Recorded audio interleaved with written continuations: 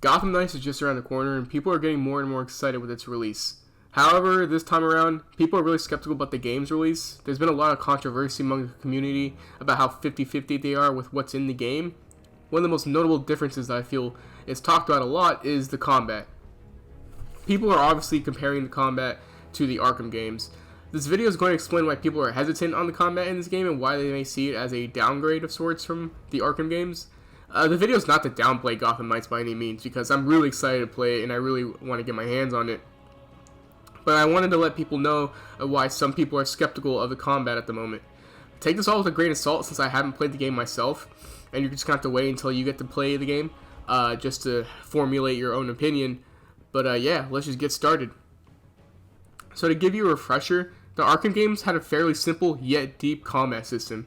You had your basic attack, but you can counter as well. It's mixed in with quick fire gadgets like the batarang, you can dodge, you can perform special takedowns once you reach a high enough combo, and so on.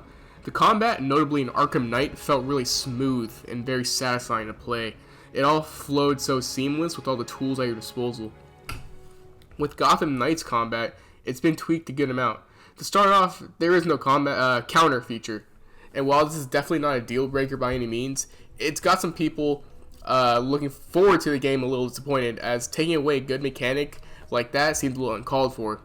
There is dodging in the game, which is the main way of countering, I guess, like, you know, quote unquote, with some of the characters like Nightwing having cool animations while you perform the dodges, but it's understandable why some people are a little concerned. The game just feels a little clunky or not as smooth with the fighting animations as well.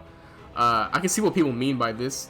If you look at Arkham Knight's combat, you can feel a difference among the two with how clunky or like not as smooth as Gotham Knights may feel compared to Arkham Knight.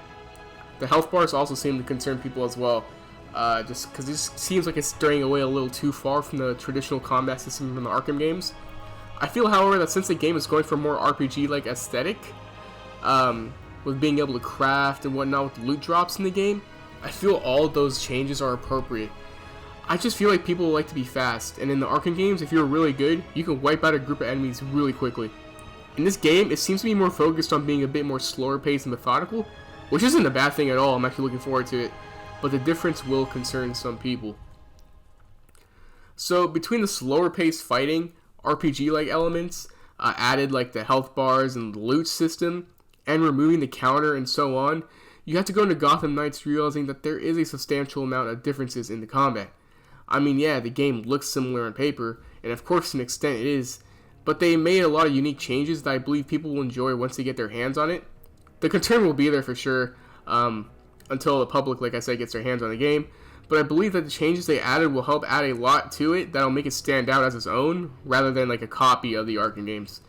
It's completely understandable people compare the fighting to the Arkham games, as the combat in the game is universally praised, but if people go into this with an open mind, I think they'll really come to enjoy it. Thank you for watching, and have a good day.